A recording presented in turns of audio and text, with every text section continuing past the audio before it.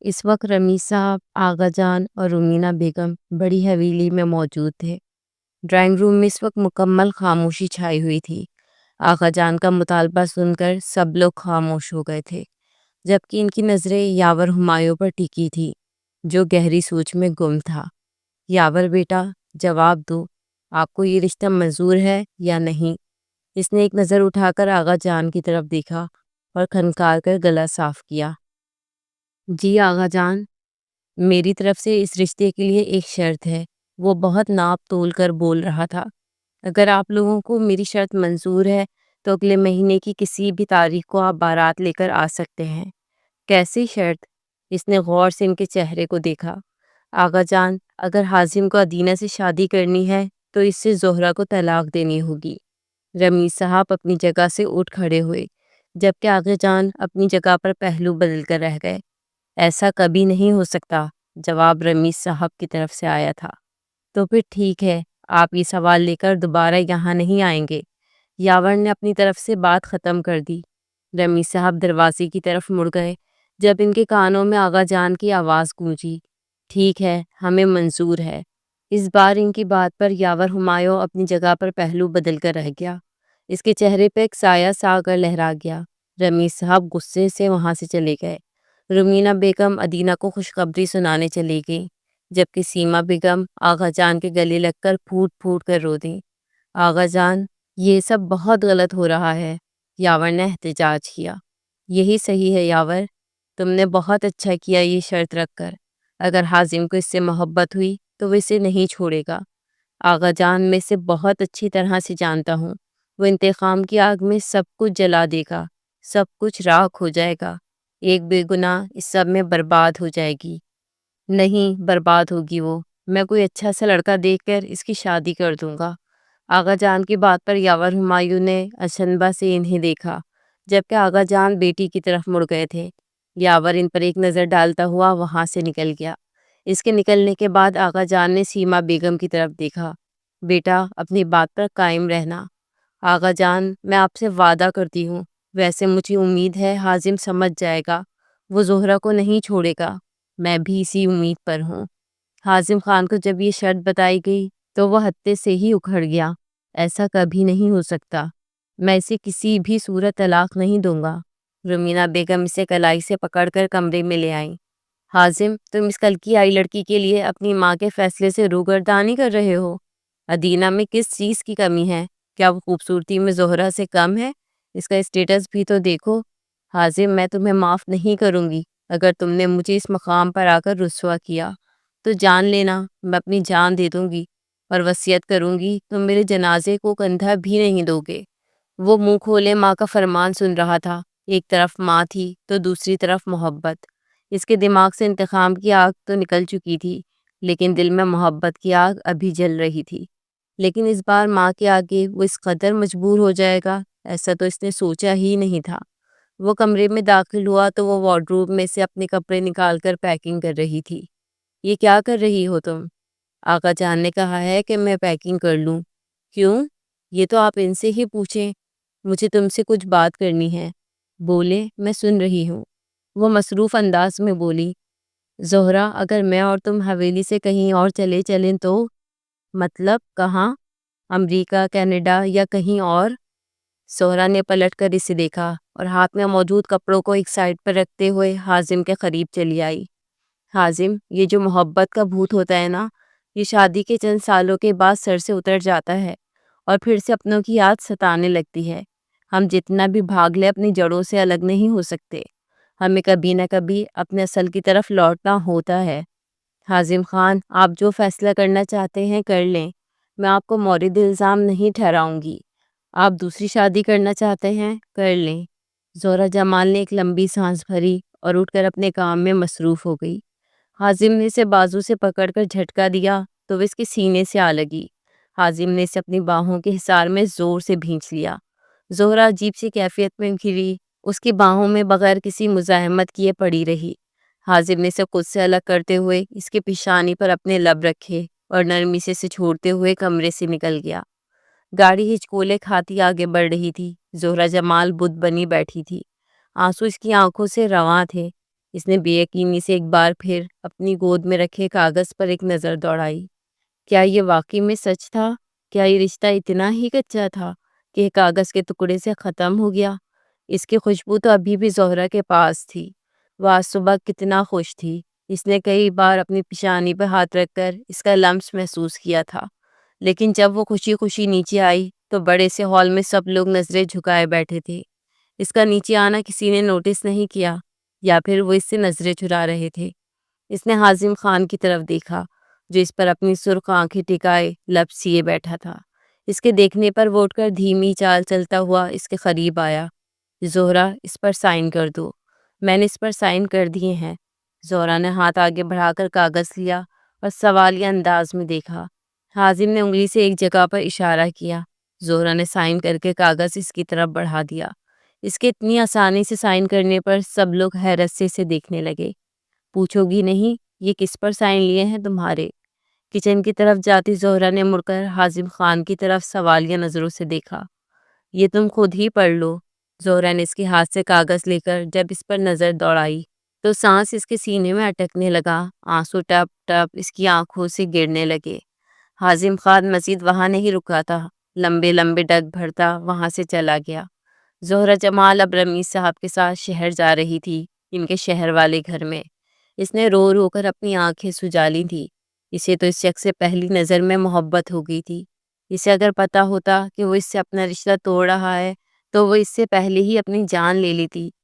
تایا جان، جب میں راضی تھی اس کی دوسری شادی کروانے کے لیے تو پھر اس نے مجھے طلاق کیوں دی؟ وہ بیچارگی سے بول رہی تھی۔ کیونکہ یاور نے شرط رکھی تھی کہ وہ اس شرط پر اپنی بہن کا رشتہ اس سے کرے گا جب وہ تمہیں طلاق دے گا۔ زہرہ جمال کی آنکھوں میں خون اتر آیا تھا۔ اس کا دل کر رہا تھا کہ اگر اس وقت یاور ہمایوں اس کے سامنے ہو تو وہ اس کا خون پی جائے۔ اب ایک اور انتقام محبت کا آغاز ہو رہا تھا۔ اب دیکھیں اس کا کیا انجام ہوگا۔ زہرہ جمال نے اپنے آنسو پوچھ ڈالے تھے، کیونکہ اس کی زندگی کا اب ایک ہی مقصد تھا، اور وہ تھا یاور ہمایوں سے اپنی بربادی کا انتقام لینا تھا۔ رمیز صاحب اسے اپنے فارم ہاؤس لے آئے تھے۔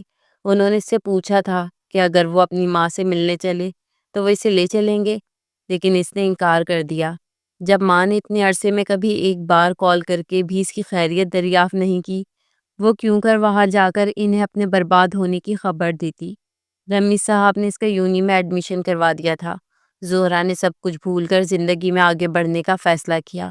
اس نے اپنے دماغ میں بس ایک ہی نام یاد رکھا تھا، اور وہ تھا یاور ہمایوں کا نام۔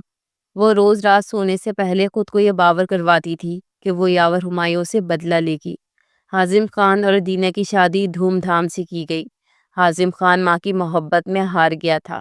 یہ شادی اس کی ماں کی خوشی تھی، جسے وہ پوری ایمانداری سے نبھا رہا تھا۔ ادینہ ایک اچھی بیوی ثابت ہوئی تھی۔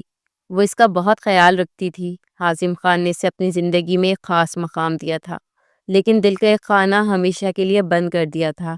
جہاں کبھی کبھی درد اٹھتا تھا تو وہ ساری دنیا سے روٹھ جاتا تھا۔ کئی کئی دن وہ گھر نہیں لوٹتا تھا، لیکن ادینہ کو اس سے کوئی شکایت نہیں تھی۔ وہ اسے وقت دے رہی تھی۔ حازم اسے اپنے ساتھ شہر لے آیا تھا۔ اس کی طبیعت کچھ ٹھیک نہیں تھی۔ وہ ماں بننے جا رہی تھی، اور اس وقت اسے بہت کیئر کی ضرورت تھی۔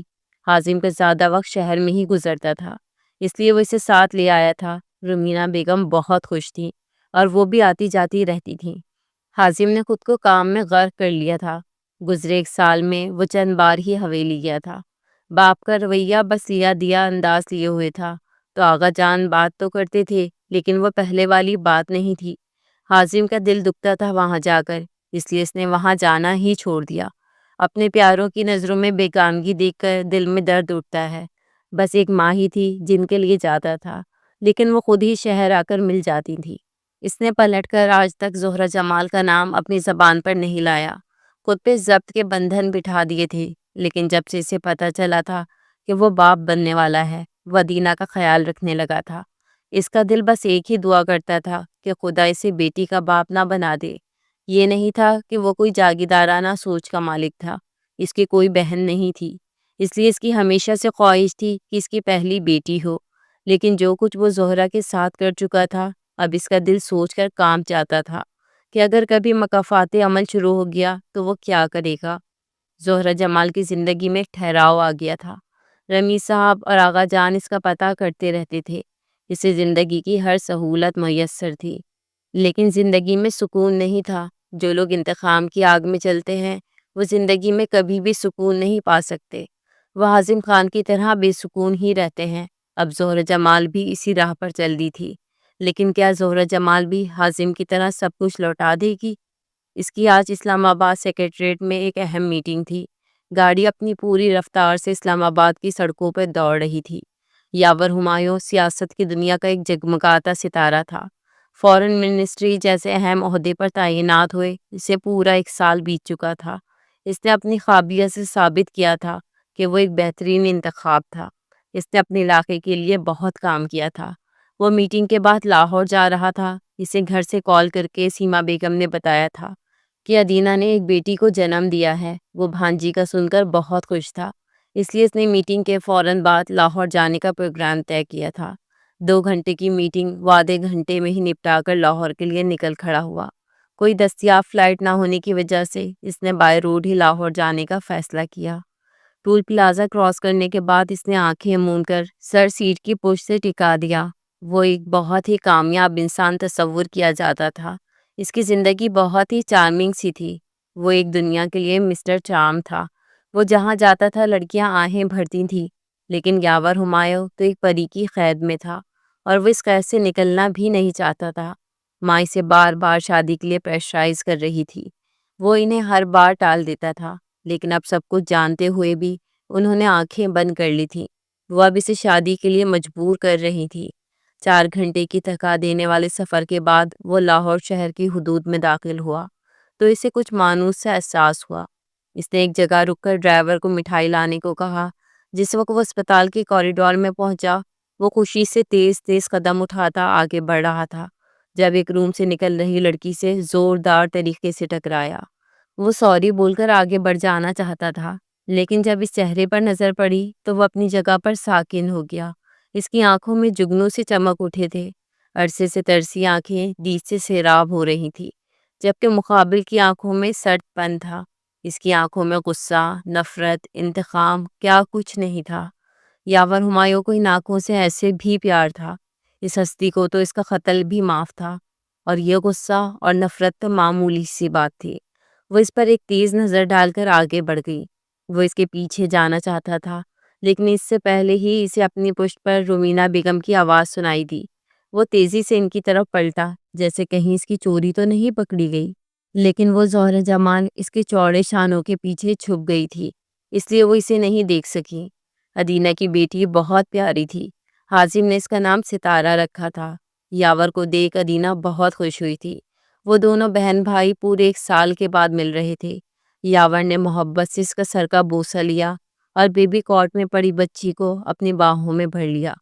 گلابی گلابی سی گڑیا کی گال کا جب اس نے بوسہ لیا تو اسے محسوس ہوا جیسے نرم روئی کو چھو لیا ہو۔ اسے اس پر ٹوٹ کر پیار آیا۔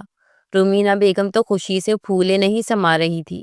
یاور بچی کو لیے ادینہ کے پاس آیا۔ ہماری بھانجی تو بہت پیاری ہے، اپنے ماموں پر گئی ہے نا؟ اس کی بات پر ادینہ مسکرائی۔ جی نہیں، یہ اپنی ابھی تک نہ ہونے والی ممانی پر گئی ہے۔ ادینہ کی بات پر یاور کی مسکراہٹ سمٹی اور تھوڑی دیر پہلے زہرہ سے ہونے والی ٹکر پھر سے یاد آئی۔ اسے ایک دم ہی سب کچھ بہت ویران سا لگنے لگا۔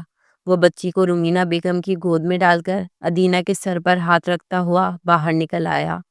وہ تیزی سے اپنی گاڑی کی طرف بڑھ رہا تھا جب اس نے دائیں طرف موجود ہاسپٹل کے گارڈن کی طرف دیکھا، اور جو منظر اس کی آنکھوں نے دیکھا وہ ایک لمحے کے لیے پتھرا سا گیا۔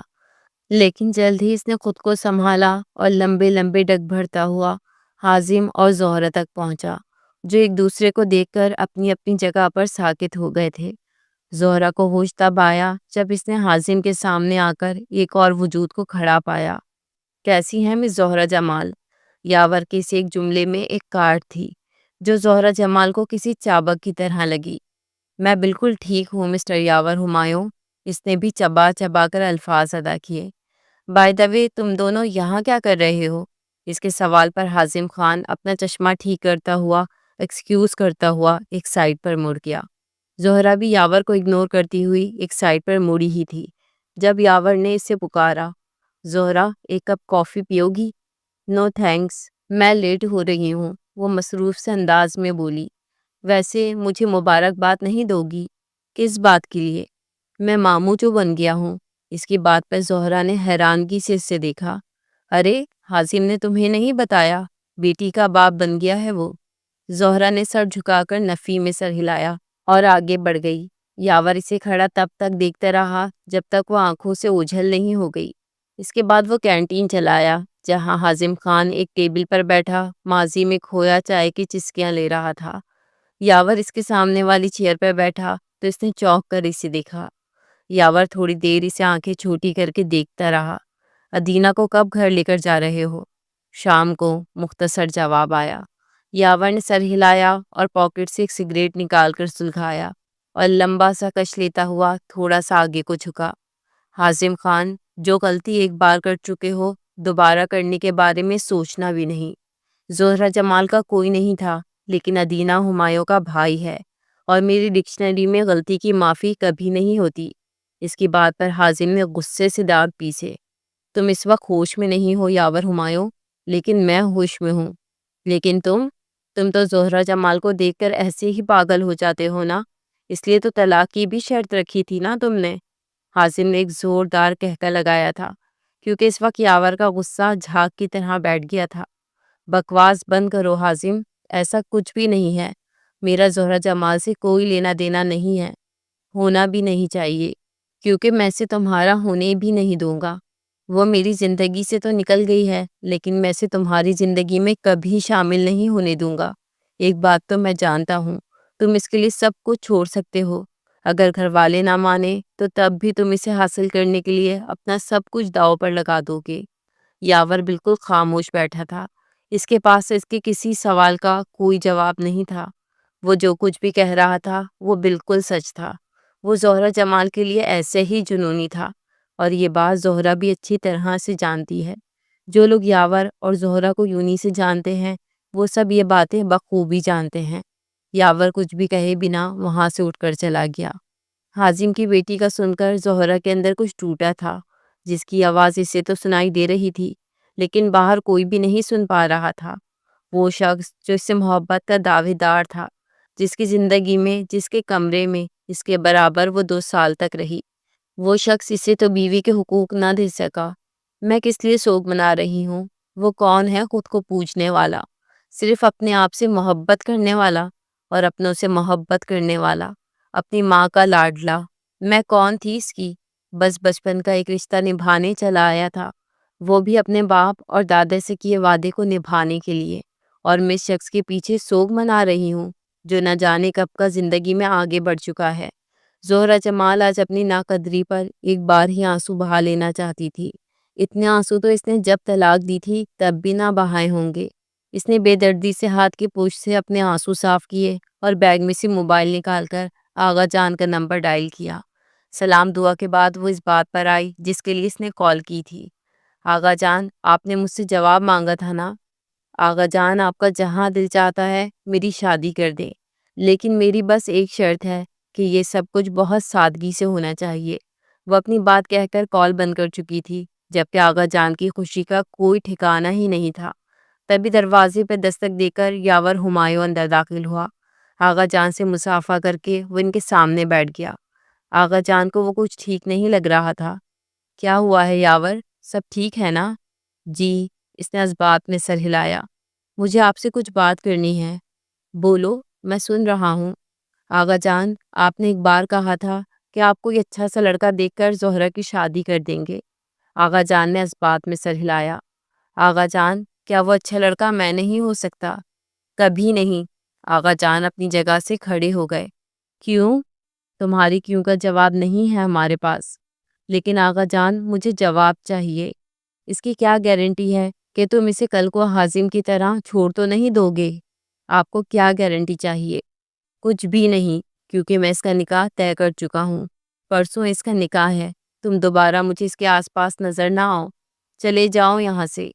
وہ مردہ قدموں سے لوٹ آیا۔ وہ تو سوچ کر آیا تھا کہ وہ آغا جان کے پاؤں پکڑ لے گا، لیکن اس کے نکاح کا سن کر وہ ہمت ہی ہار گیا۔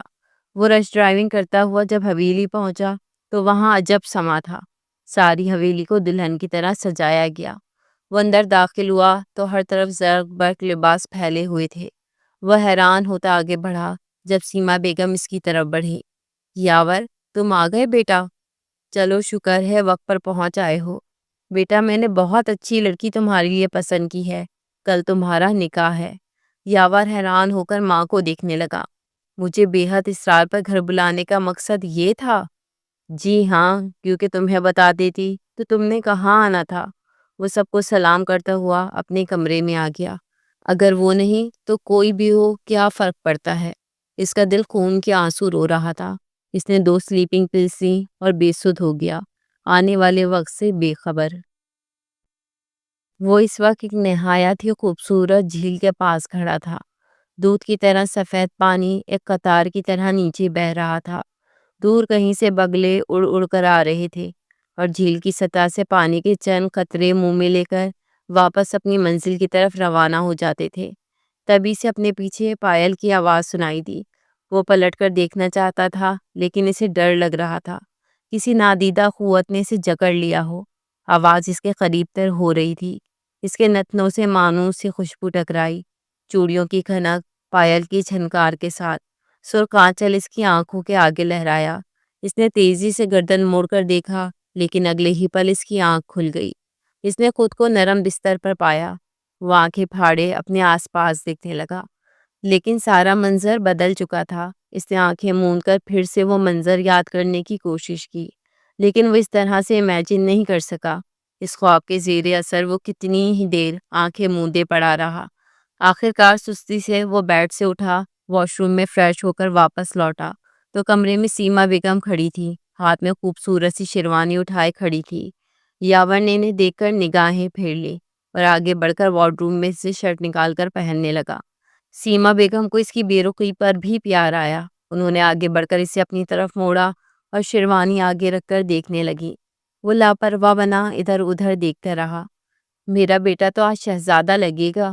وہ ان کے آگے سے ہٹ کر بیڈ کی طرف مڑ گیا، سائڈ ٹیبل سے سگریٹ اور لائٹر نکال کر سگریٹ سلگایا تو سیما بیگم نے آگے بڑھ کر اس کی پیشانی چوم لی۔ یاور، جلدی سے تیار ہو کر نیچے آ جاؤ۔ ماں، اس کی پکار پر وہ دروازے کے ہینڈل پر ہاتھ رکھ کر بغیر پلٹے کھڑی رہیں۔ ماں، کیا یہ نکاح پرسوں نہیں ہو سکتا؟ نہیں، یہ کہہ کر وہ باہر نکل آئیں۔ یاور بے بسی سے اٹھ کر ٹہلنے لگا۔ اس نے ایک آخری کوشش کے لیے آغا جان کا نمبر ڈائل کیا۔ کافی دیر رنگ جاتی رہی لیکن کسی نے بھی کال ریسیو نہیں کی۔ اس نے پاس پڑی شیروانی پر ایک نظر بھی نہ ڈالی اور وارڈروب سے ہمیشہ کی طرح بلیک قمیص شلوار پہن کر نیچے آیا تو ادھر ادھر دیکھے بغیر بیرونی دروازے کی طرف مڑا، لیکن راستے میں ہی سیما بیگم نے اسے روک لیا۔ گرین کلر کے قمیص شلوار میں جس پر میرون کام کیا ہوا تھا، ہم رنگ دوپٹہ سر پر ٹکائے، کندھے پر میرون شال ڈالے، اس کے سامنے تھی۔ انہوں نے آگے بڑھ کر اسے گلے لگایا۔ وہ باہر آیا تو گاڑی میں دادا جان بھی موجود تھے۔ فرنٹ سیٹ پر دادا جان تھے جبکہ بیک سیٹس پر یاور ماں کے پاس بیٹھ گیا تھا۔ حویلی سے 3 گاڑیاں بیک وقت نکلی تھی۔ گارڈز کی ایک گاڑی آگے اور ایک ان کی گاڑی کے پیچھے جا رہی تھی۔ گاڑی جس وقت لاہور شہر میں داخل ہوئی، یاور نے حیران ہو کر ماں کی طرف دیکھا، جسے دیکھ کر ماں نے خیزی سے مسکرائی تھی۔ اس نے گاڑی کو جانے پہچانے راستوں پر مڑتے دیکھا تو وہ بے چین ہو اٹھا۔ گاڑی جس وقت ریمیز ولا میں داخل ہوئی، وہ بے چین ہو اٹھا۔ دھڑکنوں نے دگنی رفتار پکڑ لی۔ آغا جان اور رمیز صاحب نے بہت خوش دلی سے ان کا استقبال کیا۔ یاور کی کیفیت تو بس کسی صدمہ زدہ انسان کی تھی۔ نکاح نامے پر دستخط کرنے کے بعد سب سے ملتے ہوئے بھی اسے لگ رہا تھا وہ کسی خواب سی کیفیت میں ہو۔ آغا جان یاور کے پاس آ کر بیٹھے تو اس نے شکوہ کے نہ نظروں سے نہیں دیکھا اور پھر بے ساختہ مسکرا دیا۔ آغا جان نے اس کا کندھا تھپکا۔ مجھے تم اور حازم دونوں ہی بہت عزیز ہو یاور، لیکن یاور، تم وہ غلطی کبھی نہ کرنا جو حازم نے کی ہے۔ میری بیٹی کا میرے علاوہ کوئی بھی نہیں ہے۔ وہ رشتوں کے معاملے میں بہت ہی غریب ہے۔ مجھے یقین ہے تم اس کا بہت خیال رکھو گے۔ اگر اس سے کوئی خطا ہو جائے تو درگزر کرو گے نا؟ جواب دو یاور۔ آغا جان، آپ کی پوتی کو 100 دفعہ میرا خون بھی معاف ہے، اور بتائیں اور کیا کہوں جس سے آپ کو یقین آئے؟ آپ کبھی بھی نا امید نہیں ہوں گے۔ اس کی بات پر آغا جان طمانینت سے مسکرا دیے۔ وہ آتے ہوئے جتنا مایوس تھا واپسی کے سفر میں اسی قدر خوش اور مطمئن تھا۔ وہ خود ڈرائیو کر رہا تھا، اس کے برابر آغا جان بیٹھے تھے اور پچھلی سیٹوں کی ترتیب وہی تھی۔ بس یاور کی جگہ اس وقت زہرہ جمال براجمان تھی۔ گاڑی تیزی سے گاؤں کی طرف بڑھ رہی تھی۔ سیما بیگم اپنے فیصلے سے مطمئن تھی، لیکن طوفان تو تب اٹھے گا جب رومینہ بیگم اور ادینہ کو پتہ چلے گا۔ سیما بیگم آنے والے وقت سے ڈر بھی رہی تھی، لیکن بیٹے کا مطمئن چہرہ دیکھ کر انہیں اپنے اندر ڈھیروں سکون اترتا محسوس ہو رہا تھا۔ جس وقت نکاح کے بعد اس نے انہیں گلے لگا کر ان کی پیشانی چومی تھی، انہوں نے یاور کی آنکھوں میں خوشی کے آنسو دیکھے تھے۔ وہ آنسوؤں کے ساتھ مسکرا رہا تھا۔ انہوں نے آج آغا جان سے کیا وعدہ پورا کر دیا تھا۔ گاڑی جس وقت حویلی کے احاطے میں داخل ہوئی، حویلی روشنیوں سے جگمگا اٹھی تھی۔ یاور انہیں حویلی چھوڑ کر خود واپس کہیں چلا گیا۔ سیما بیگم نے اچنبھا سے بیٹے کو دیکھا۔ اس نے رخ موڑ کر بھی زہرہ کو نہیں دیکھا تھا اور یہ ان کے لیے حیرت کا باعث تھا۔ وہ اس وقت جمال ماموں کی قبر پر آیا تھا۔ پچھلے 7 سالوں میں وہ جتنے بھی دن گاؤں میں رہتا ہے، ایسے ہی روزانہ ان کی قبر پر آتا تھا۔ حازم ان کے بہت قریب تھا، وہ ان کا بہت خیال رکھتا تھا، لیکن جتنا عرصہ حازم پڑھائی کے سلسلے میں انگلینڈ رہا، یاور ان کے بہت قریب آ گیا تھا۔ یاور ہمایوں اور حازم رمیز کے درمیان ہمیشہ سے ہی ایک دوسرے کے حریف رہے تھے، لیکن دونوں میں ایک چیز مشترک رہی ہے کہ دونوں کی پسند ایک جیسی تھی۔ ہمیشہ ہی دونوں کو ایک جیسی چیزیں پسند آتی تھیں۔ حازم اگر مخمول مزاج تھا تو یاور شدت پسند تھا۔ جمال صاحب بھی دونوں کو بہت پسند تھے، لیکن انہیں حازم کے ساتھ زیادہ لگاؤ تھا، اور وجہ تھی حازم کا زہرہ جمال کے ساتھ نکاح۔ انہیں زہرہ کی وجہ سے وہ بہت عزیز تھا۔ آج وہ خاموشی سے ان کی قبر پر بیٹھا تھا۔ بچپن کی بہت سی باتیں ذہن کے پردے پر لہرائیں تھیں۔ ان کا پیار، ان کا خیال رکھنا، حازم اور اس کی لڑائی میں ایک بہترین ثالث کا کردار ادا کرنا۔ وہ ایک بہترین انسان تھے، لیکن زندگی کے میدان میں وہ ہار گئے، بہت جلدی ہمت ہار گئے تھے۔ زندگی نے ان کے ساتھ ایسا کھیل کھیلا تھا کہ وہ کب بساط پلٹی انہیں سمجھ ہی نہ آئی کہ ان کے ساتھ کیا ہو گیا۔ زہرہ جمال کی جدائی نے انہیں بالکل توڑ دیا تھا۔ کافی دیر وہاں بیٹھنے کے بعد وہ اٹھ کر چل دیا۔ رات کے 2 بج رہے تھے۔ اتنا لمبا سفر کرنے کے بعد وہ لوگ حویلی پہنچے تھے، اور پھر حویلی میں لوگوں کا ایک ہجوم امڈ آیا تھا۔ سیما بیگم نے یاور کی شادی کی بابت گاؤں میں سب کو بتایا تھا اور انہیں کھانے کی دعوت بھی دی تھی۔ گاؤں کی بہت سی خواتین دلہن کو دیکھنا چاہتی تھیں، لیکن سیما بیگم نے منع کر دیا کہ دلہن ابھی بہت تھکی ہوئی ہے، اور اسے اوپر یاور کے کمرے میں بھیج دیا۔ اس وقت بھی سیما بیگم سب مہمانوں کو بھیج کر اس کے پاس بیٹھی ادھر ادھر کی باتیں کر رہی تھی۔ یاور کی گاڑی کے ہارن کی آواز سن کر وہ اٹھ کر نیچے آ گئی۔ زہرہ عجیب کشمکش میں بیٹھی تھی، اسے سمجھ نہیں آ رہی تھی وہ کیا کرے۔ وہ تو یہاں انتقام کی آگ میں جلتی ہوئی پہنچی تھی، لیکن نکاح کے 2 بول کے بعد اسے چپ لگ گئی تھی۔ اسے آج یاور کی یونی کی وہ شدت پسند باتیں اور نظریں بھی یاد آ رہی تھی۔ کیسے وہ اپنے پیریڈ بنک کر کے صرف اسے دیکھنے کے لیے اسی کلاس میں اس کے برابر آ کر بیٹھ جاتا تھا، اور اکثر نوٹس بناتے ہوئے اس کے ہاتھ کانپنے لگتے تھے۔ وہ سوچوں میں الجھی تھی جب دروازہ ہلکی سی آواز کے ساتھ کھلا اور پھر بند ہو گیا۔ پھر واش روم کا دروازہ کھلنے اور بند ہونے کی آواز آئی تو زہرہ جمال نے جلدی سے اپنی جگہ چھوڑی اور تیزی سے وارڈروب کی طرف مڑی۔ جلدی سے ہینگرز ادھر ادھر کر کے اس نے اپنا ایک ڈریس برآمد کیا، اور جو ہی مڑی اس کا سر کسی سے زور سے ٹکرایا۔ زہرہ جمال کے لیے سانس لینا مشکل ہو گیا۔ وہ اس کے اتنے قریب کھڑا تھا کہ اس کی سانسیں اس کے چہرے کو جھلسا رہی تھی۔ سرخ رنگ کے لہنگے میں ملبوس بہترین میک اپ کیے، سرخ لپسٹک سے مزین ہونٹ کے کنارے کو دانتوں میں دبائے، یاور ہمایوں کے ہوش اڑا رہی تھی۔ یاور نے کچھ انچ کا فاصلہ سمیٹ اور جھک کر اس کے گال پر اپنے ہونٹ رکھے۔ اس کی اس جسارت پر زہرہ نے تیز نظر یاور ہمایوں پر ڈالی تو وہ کھلکھلا کر ہنس دیا۔ جو ان معصوم آنکھوں نے دیے تھے وہ دھوکے آج تک میں کھا رہا ہوں۔ زہرہ نے آنکھیں چرائی تو وہ اس کی آنکھوں پہ ہی جھک گیا، اور زہرہ جمال کو اس سے اپنا آپ بچانا مشکل لگنے لگا۔ اس نے یاور کو ایک زوردار دھکا دیا، لیکن وہ اپنی جگہ سے ٹس سے مس بھی نہ ہوا۔ زہرہ کی آنکھوں میں بے بسی سے آنسو چمکنے لگے۔ یاور ہمایوں بھلا اس کی آنکھوں میں آنسو دیکھ سکتا تھا؟ وہ بھی اپنی وجہ سے۔ وہ جلدی سے پیچھے ہٹ گیا۔ زہرہ جمال اس کے سائڈ سے نکل کر ڈریسنگ روم میں گھس گئی۔ وہ چینج کر کے لوٹی تو وہ ہونٹوں میں سگریٹ دبائے ٹانگ پہ ٹانگ جمائے بیٹھا تھا۔ اس نے جذبے لٹاتی آنکھوں سے زہرہ جمال کے سادہ سے سراپے کو دیکھا۔ اس کی آنکھوں میں جگنو سی چمک تھی۔ زہرہ نے اس کی طرف ایک تیز نظر ڈالی اور ناگواری سے منہ موڑ لیا۔ یاور کے ہونٹوں کو ایک جاندار مسکراہٹ نے چھوا۔ اس نے ہاتھ میں موجود اجلا سگریٹ ایش ٹرے میں مسلا اور اپنی جگہ پر کھڑا ہوا اور زہرہ کی طرف پیش قدمی کی۔ زہرہ جمال اسے اپنی طرف آتا دیکھ کر کھڑی ہو گئی۔ یاور کے قریب آنے پر وہ دونوں بازو سینے پہ باندھ کر رخ موڑ کر کھڑی ہو گئی۔ ایک تیری خواہش ہے بس، کائنات کس نے مانگی ہے؟ زہرہ نے ناگواری سے اسے دیکھا۔ یاور نے ہاتھ بڑھا کر اس کی آنکھوں کے پاس موجود بالوں کو پیچھے کرنا چاہا۔ زہرہ تیزی سے 2 قدم پیچھے ہوئی۔ یاور نے مسکرا کر قدم آگے بڑھائے اور پھونک مار کر بال پیچھے کیے۔ چلو کائنات بانٹ لیتے ہیں، تم میرے، باقی سب کچھ تمہارا۔ یاور نے بڑی ادا سے ایک اور شعر پڑھا۔ زہرہ کا غصہ اب سوا نیزے پر تھا۔ دیکھو یاور ہمایوں، ایک بات یاد رکھنا، میں نے یہ شادی آغا جان کے کہنے پر کی ہے، مجھ سے کسی قسم کی امید مت رکھنا۔ تم بھی حازم خان کی طرح کچھ دن دل بہلا لو، پھر تم اپنے راستے، ہم اپنے راستے۔ کچھ دنوں میں تمہارا دل بھی بھر جائے گا اور تم بھی اپنی اوقات دکھا دو گے۔ کہا نہ کرو کہ ہم چھوڑ دیں گے تم کو، نہ ہم اتنے عام ہیں، نہ تیرے بس کی بات ہے یہ۔ زہرہ جمال اس کی ان بیتوکی شعر و شاعری سے جھنجھلا گئی تھی۔ اس نے جان بوجھ کر حازم کا نام لیا تھا۔ وہ اسے غصہ دلانے کی کوشش کر رہی تھی، جبکہ وہ آج بڑے موڈ میں تھا۔ زہرہ تنگ آ کر اسے ہاتھ سے ایک سائڈ پر دھکا دیتی ہوئی جا کر کمبل تان کے لیٹ گئی۔ یاور ہمایوں نے ایک سرد آہ بھری اور سگریٹ اور لائٹر لے کر کمرے سے نکل گیا۔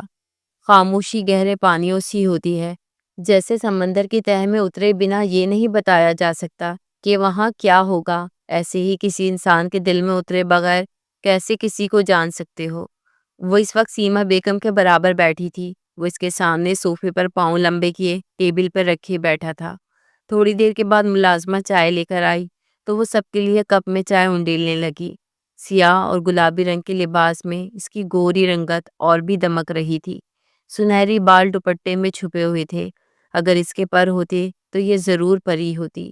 یاور دلربا سراپے میں کھویا سوچتا رہا، اور اگر اسے علم ہو جائے کہ میں اس کے بارے میں کیا سوچتا ہوں تو اس کے تاثرات کیا ہوں گے۔ اس کے لبوں پر دھیمی مسکراہٹ پھیل گئی۔ وہ اسے دیکھنے میں اس قدر مگن تھا کہ اسے احساس ہی نہیں ہوا کہ کب وہ چائے کا کپ لیے اس کے سر پر کھڑی تھی۔ یاور کے دیکھنے پر اس نے شعلہ برساتی نظروں سے اسے دیکھا۔ یاور نے مسکرا کر اس سے کپ لیا اور جان بوجھ کر اپنی انگلیاں اس کی انگلیوں سے مس کی۔ اس نے تیزی سے ہاتھ کھینچ لیا۔ یاور کی یہ حرکت سیما بیگم سے چھپی نہیں رہ سکی۔ وہ اس کی شرارت پہ مسکرا کر دادا جان سے باتیں کرنے لگی۔ یاور کل سے اسلام آباد گیا ہوا تھا۔ زہرہ کی اس کمرے پر اپنی حکومت تھی۔ اس نے آج خوب سو کر اپنی نیند پوری کی اور پھر تفصیل سے کمرے کا جائزہ لیا۔ یاور کی موجودگی میں تو وہ کمرے میں رات کے آخری پہر آتی تھی اور صبح اس کے اٹھنے سے پہلے ہی نکل جاتی تھی، یہ جانے بنا کہ وہ تو اس کے آنے سے پہلے کمرے میں ٹہلتا ہی رہتا تھا۔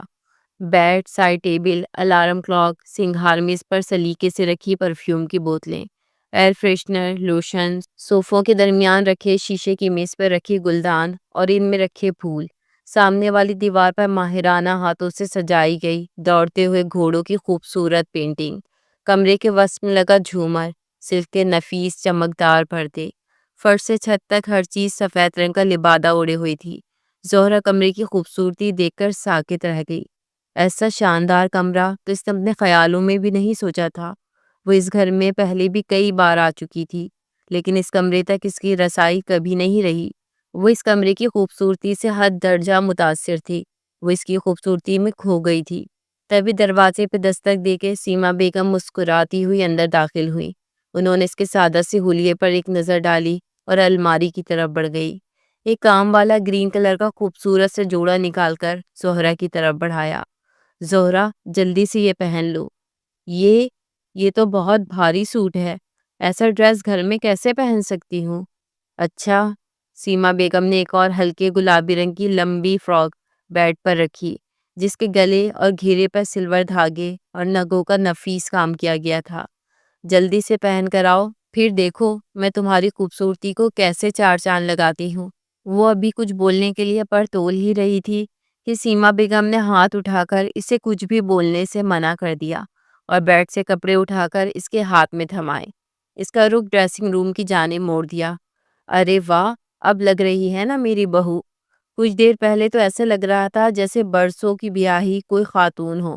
چلو اب جلدی سے یہاں بیٹھو تاکہ میں تمہیں تیار کر سکوں۔ ویسے کچھ زیادہ تو مجھے آتا نہیں، لیکن پھر بھی کوشش کرتی ہوں۔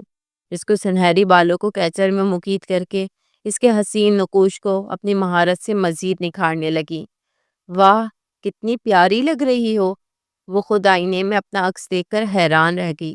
سیما بیگم نے ایک نازک سا گلوبند نکال کر اسے پہنایا اور پھر سنگھار میں اس پر پڑے چوڑیوں والے ڈبے سے ہم رنگ چوڑیاں اس کی کلائیوں میں بھر دیں۔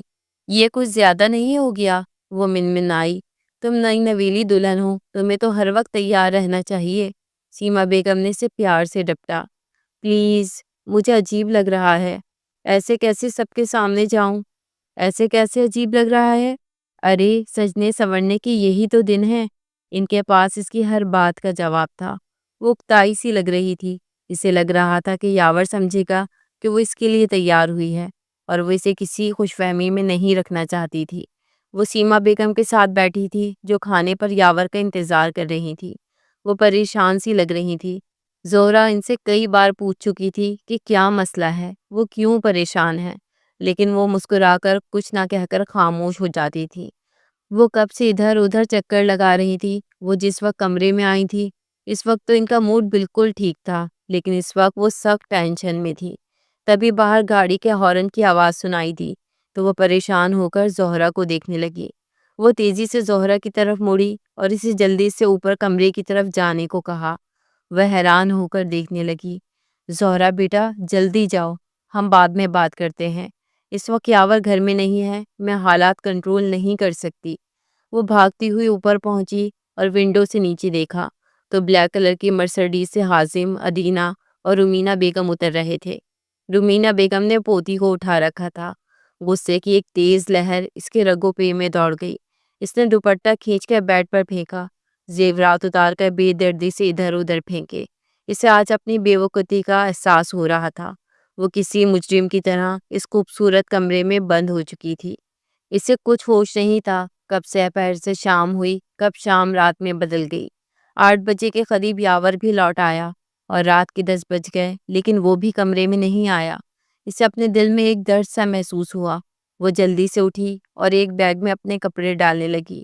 تبھی ہلکی سی آواز کے ساتھ دروازہ کھلا اور یاور اندر داخل ہوا۔ زہرا کو دیکھ کر وہ حیران ہوا۔ تم گھر میں ہی ہو؟ تم نیچے کیوں نہیں آئی؟ اس کے سوال پہ زہرا کا دل چاہا اس کا سر پھاڑ دے۔ وہ خاموش ہی رہی اور بیگ میں کپڑے ڈال کر اس کی طرف مڑی۔ مجھے تمہاری ہیلپ چاہیے۔ جی بولیے، ہم تو آپ کے ملازم ہیں۔ تم اپنے ڈرائیور سے کہو وہ مجھے لاہور چھوڑائے۔ کیوں؟ اب کی بار اس کے لہجے میں سختی در آئی تھی۔ کیونکہ میں اب یہاں اس قید خانے میں مزید نہیں ٹھہر سکتی۔ کیا مطلب؟ مطلب کچھ بھی نہیں ہے۔ کیا تم میری مدد کرو گے؟ نہیں، وہ جواب دے کر صوفے پر بیٹھ کر جوتے اتارنے لگا۔ زہرا نے آگے بڑھ کر ٹیبل پہ رکھا اس کا موبائل اٹھایا۔ پاس ورڈ لگاؤ۔ یاور نے سوچتی نظروں سے اسے دیکھا۔ زہرا؟ کیا زہرا؟ میں کہہ رہی ہوں پاس ورڈ کھولو۔ میں پاس ورڈ ہی بتا رہا ہوں۔ زہرا میرا پاس ورڈ ہے۔ اس کے جواب پر اس نے بے یقینی سے اسے دیکھا اور پاس ورڈ ڈالنے لگی۔ یاور پھر سے اپنے کام میں مصروف ہو چکا تھا۔ موبائل پر نمبر ڈائل کر کے اسے فون کان سے لگاتے دیکھ کر یاور جلدی سے اس تک پہنچا تھا اور کھینچ کر موبائل اس سے لیا اور کال کٹ کی۔ کیا کر رہی ہو؟ اس وقت آغا جان کو کیوں کال کر رہی ہو؟ کیونکہ مجھے اس گھر میں نہیں رہنا ہے۔ وہ اب ہاتھ باندھ کر اس کے سامنے کھڑا ہو گیا۔ کیوں؟ اس گھر میں تم پر کون سے ظلم ہو رہے ہیں جو تم یہاں نہیں رہ سکتی؟ ظلم؟ تم ظلم کی بات کر رہے ہو؟ جس گھر میں پچھلے 9 گھنٹوں سے ایک کمرے میں بند ہوں، وہاں مجھے کیا تکلیف ہے؟ مجھے تکلیف یہ ہے کہ اس گھر میں میرا سابقہ شوہر ایک داماد کی حیثیت سے تو آ سکتا ہے، لیکن میں اپنے ہی گھر میں اس گھر کی بہو ہوتے ہوئے ایک کمرے میں چھپ کر بیٹھوں گی؟ کیا ہر بار ان لوگوں کے آنے پر تم اور تمہاری ماں مجھے ایسے ہی چھپا لو گے؟ اور تم محبت کے دعوے دار ہو، 3 لوگوں کے سامنے مجھے اپنی بیوی کے طور پر متعارف نہیں کروا سکتے؟ دیکھو زہرا، میں نہیں جانتا تھا کہ تم گھر میں ہو مجھے ماں نے کہا تھا کہ تم آغا جان کی طرف گئی ہو۔ وہ بہت تحمل سے بول رہا تھا۔ جھوٹے مکار انسان، میں تمہاری باتوں میں نہیں آنے والی۔ مجھے بس اب یہاں نہیں رہنا۔ اوکے، تم میرے ساتھ اسلام آباد چلی چلنا۔ ہم صبح سویرے نکل چلیں گے۔ میں تم جیسے بزدل شخص کے ساتھ نہیں رہ سکتی۔ اب کی بار وہ اسے بازو سے کھینچتا ہوا سیما بیگم کے کمرے میں لے آیا۔ وہ اس آفت پر بکھلا گئیں۔ ماں، آپ اسے بتائیں کہ آپ نے مجھے بتایا تھا کہ یہ گھر میں نہیں ہے۔ ہاں زہرا بیٹا، میں نہیں چاہتی تھی کہ آج کوئی تماشا ہو۔ میری بیٹی ماں بننے کے بعد پہلی بار اس گھر میں آئی تھی، اس لیے میں نہیں چاہتی تھی کہ وہ ایسے واپس گھر جائے۔ میں تم سے اور یاور دونوں سے شرمندہ ہوں، مجھے معاف کر دو۔ ان کی بات پہ زہرا خود ہی شرمندگی کے اتھاہ گہرائیوں میں ڈوب گئی۔ اس نے آگے بڑھ کر ان کے جڑے ہاتھوں کو اپنے ہاتھوں میں لے لیا اور خود بھی آنسو بہانے لگی۔ یاور، میری بیٹی نے کھانا بھی نہیں کھایا۔ تم کہہ رہی ہو کیسی عورت ہے، ایک تو مجھے قید کر دیا، اوپر سے کھانے کو بھی کچھ نہیں دیا۔ دراصل یاور نے بھی کچھ نہیں کھایا تھا، اس لیے میں نے سوچا تم دونوں ساتھ ہی کھانا کھا لو گے۔ ان کی بات پر اس نے یاور کو دیکھا، لیکن وہ پلٹ کر کمرے سے نکل گیا۔ زہرا کو اب اپنے کہے الفاظ یاد آ رہے تھے۔ وہ شرمندہ سی کمرے میں لوٹ آئی، جہاں وہ اب لیپ ٹاپ گود میں رکھے اپنے کام میں مصروف تھا۔ یاور ہمایوں نے ایک تیکھی نظر زہرا پر ڈالی، جو ششو پنج میں کمرے کے وسط میں کھڑی تھی۔ یاور نے اسے اپنی نظروں کے حصار میں لیا۔ وہ کچھ بے چین لگ رہی تھی۔ وہ جو تھوڑی دیر پہلے بپھری شیرنی بنی ہوئی تھی، اب ایک دم سے بھیگی بلی بن گئی تھی۔ اس کی حالت دیکھ کر یاور کے ہونٹوں پر مسکراہٹ دوڑ گئی۔ وہ لیپ ٹاپ ایک سائڈ پہ رکھتا ہوا اپنی جگہ سے اٹھ کر اس کے قریب چلا آیا۔ وہ اس کی موجودگی کو محسوس کرتے ہوئے اپنے دوپٹے کے کونے سے کھیلنے لگی۔ جس کو تم پریشانی سمجھ رہی ہو سکتا ہے وہ کسی اچھے وقت کا آغاز ہو۔ جب حضرت یوسف علیہ السلام کنویں میں گرائے گئے تو انہیں معلوم نہیں تھا کہ یہ نئے سفر کا آغاز ہے، پیغمبری کا سفر، بادشاہت کا سفر۔ جہاں ایک دور ختم ہوتا ہے، وہاں سے ایک نئے دور کا آغاز ہوتا ہے۔ جلد بازی اور مایوسی انسان کو تباہ کر دیتی ہے۔ عاجزی اور شکر گزاری سے انسان بڑی سے بڑی آزمائش میں بھی کامیاب ہو جاتا ہے۔ زہرا نے ایک نظر اٹھا کر اس شخص کو دیکھا جس کے بارے میں وہ دعوے دار تھی کہ وہ زندگی میں سب سے زیادہ نفرت اس شخص سے کرتی ہے، لیکن نہ جانے اس کی زندگی میں شامل ہونے کے بعد اس شخص نے اس پر کیا جادو کیا تھا کہ وہ اپنی پچھلی زندگی کو بھولنے لگی تھی۔ اسے اس شخص کی توجہ چاہیے تھی۔ شاید اس نے ساری زندگی محبتوں کے لیے ترستے ہوئے گزاری تھی۔ حازم خان کے بارے میں وہ کچھ بھی نہیں جانتی تھی۔ اس نے اپنے رویے سے بھی کبھی اسے محسوس ہی نہیں ہونے دیا تھا کہ وہ اس سے محبت کرتا ہے، لیکن اس شخص کی جنونیت سے تو وہ اول روز سے واقف تھی۔ نہ جانے وہ اپنی زندگی میں یہ ٹھہراؤ کہاں سے لایا تھا۔ وہ اپنی سوچوں میں اس قدر کھوئی کہ اسے پتہ ہی نہیں چلا کہ وہ کب سے روم میں اکیلی ایک ہی جگہ پر منجمد ہے۔ اس نے ہوش میں آتے ہوئے اپنے ارد گرد نظر دوڑائی تو خود کو اکیلے پایا۔ اسے لگ رہا تھا وہ بیچ منچ دھار میں کھڑی ہے، جہاں سے وہ نہ تو پیچھے جا سکتی ہے اور نہ ہی آگے بڑھ سکتی ہے۔ آدھی رات کو اس کی اچانک آنکھ کھل گئی۔ اس نے شاید کوئی ڈراؤنا خواب دیکھا تھا۔ اس نے دیکھا کہ ایک جنگلی بلی منہ میں سے عجیب و غریب آوازیں نکال اس کے پیچھے بھاگ رہی ہے۔ وہ خواب یاد کر کے اسے بری طرح گھبراہٹ ہوئی، جیسے کوئی اس کے دل کو مٹھی میں لے رہا ہو۔ وہ دل بہلانے کو اٹھ کر ٹہلنے لگی۔ یا اللہ خیر، اچانک یہ کیا ہو رہا ہے ہمیں؟ دل کی عجیب کیفیت پہ خود کو سنبھالتی وہ ٹہلتی رہی۔ اچانک پیچھے سے آ کر کسی نے اس کے شانے پہ ہاتھ رکھا۔ وہ بکھلا کر مڑی۔ اپنے پیچھے کھڑے حازم کو دیکھ کر وہ ناسمجھی سے دیکھنے لگی۔ ادینہ، کیا ہوا ہے؟ جی میں ٹھیک ہوں، مجھے کیا ہونا ہے؟ بچی کب سے رو رہی ہے اور تم سن ہی نہیں رہی؟ حازم کی بات پر وہ چونک کر بی بی کاٹ کی طرف دیکھنے لگی۔ سوری، وہ بس اتنا ہی بولی۔ بیٹھو، لو یہ پانی پیو۔ حازم نے سائڈ ٹیبل پہ رکھا پانی کا گلاس اس کی طرف بڑھایا۔ اب بتاؤ مجھے کیا بات ہے؟ حازم، میں نے بہت برا خواب دیکھا ہے۔ میں جنگل میں اکیلی بھاگ رہی تھی۔ میرے پیچھے ایک عجیب و غریب بلی بھاگ رہی تھی۔ میں پوری رفتار سے بھاگ رہی تھی، لیکن وہ بلی میرے قریب تر ہو رہی تھی۔ پھر میں کسی کے وجود سے ٹکرائی۔ جانتے ہیں آپ وہ ٹکرانے والا کون تھا؟ حازم نے نفی میں سر ہلایا۔ حازم وہ زہرا تھی۔ ادینہ کی بات پر ادینہ کے ہاتھوں پر حازم کی گرفت ڈھیلی ہوئی، لیکن پھر اس نے ہمت کر کے ادینہ کو حوصلہ دیا اور اس سے وعدہ کیا وہ اسے کل صبح بڑی حویلی لے کر جائے گا۔ اسے اس حویلی میں آئے پورے 2 مہینے گزر چکے تھے۔ اپنی جگہ پر سب کچھ ٹھیک تھا، سب کی نظروں میں اس کا اور یاور کا رشتہ بہت مضبوط تھا، لیکن در حقیقت وہ دونوں ایک کمرے میں اجنبیوں کی طرح رہ رہے تھے۔ وہ زیادہ تر اسلام آباد میں ہی ہوتا تھا۔ ہفتے والے دن وہ حویلی آتا تھا۔ زہرہ بس پورے ہفتے میں ویکینڈ کا انتظار کرتی تھی۔ حسب معمول آج بھی اسے آنا تھا۔ وہ چائے کا کپ لے کر سیڑھیوں پر بیٹھی اس کا انتظار کر رہی تھی۔ قدموں کی آہٹ پر اس نے سر اٹھا کر دیکھا تو سامنے حازم خان، ادینہ اور رومینہ بیگم تینوں کھڑے تھے۔ وہ اپنی جگہ پر کھڑی ہو گئی۔ ہاتھ میں موجود چائے کا کپ کا زمین بوس ہو چکا تھا۔ ان کے چہرے واضح طور پر دیکھنے کے لیے اس نے اپنی آنکھیں مس لی۔ یہ کیا ہو رہا ہے؟ تم ادھر کیا کر رہی ہو؟ رومینہ بیگم آبرو اچکائے انتہائی ناگواری سے اسے دیکھ کر سوال کر رہی تھی، جبکہ ادینہ کی نظریں زہرہ کی جگہ حازم خان پر ٹکی تھی، جو ٹکٹکی باندھے اسے دیکھ رہے تھے، جو ان کے دل کی اولین مکین تھی۔ زہرہ نے ان کے راستے سے ہٹ جانا ہی مناسب سمجھا۔ وہ جانتی تھی یاور ہمایوں کو اپنی بہن سے بہت محبت ہے، وہ اسے کبھی اجڑتے نہیں دیکھے گا۔ زہرہ جلدی سے مڑی اور سیڑھیوں کی طرف بڑھی، لیکن رومینہ بیگم چیل کی مانند اس تک پہنچی تھی۔ کیا کر رہی ہو اس گھر میں؟ یہ میرے باپ کا گھر ہے۔ تم ڈائن یہاں کیا کر رہی ہو؟ ان کی آواز میں ایک پھنکار تھی۔ اگر یہ آپ کے باپ کا گھر ہے تو میرے شوہر کا بھی گھر ہے۔ اس کے الفاظ پر تینوں کو چپ لگ گئی تھی۔ حازم خان کو اپنے سینے میں درد سا اٹھتا محسوس ہوا۔ اس نے اپنے دل کے مقام پر ہاتھ رکھا تھا۔ زہرہ نے حازم خان پر ایک زہریلی نظر ڈالی تھی، جبکہ حازم کو لگ رہا تھا اس کا پور زخمی ہو چکا ہو۔ رومینہ بیگم غصے کی زیادتی سے کانپنے لگی اور چٹاک کی آواز کے ساتھ ایک زوردار تھپڑ زہرہ کے منہ پر پڑا تھا، اور اس کے مغزلات کا ایک ریلا تھا جو ان کے منہ سے نکلا تھا۔ اسے مارنے کے لیے وہ ایک بار پھر آگے بڑھی تھی، لیکن اس سے پہلے ہی یاور ہمایوں کسی مہربان صاحبان کی طرح درمیان میں آ چکا تھا۔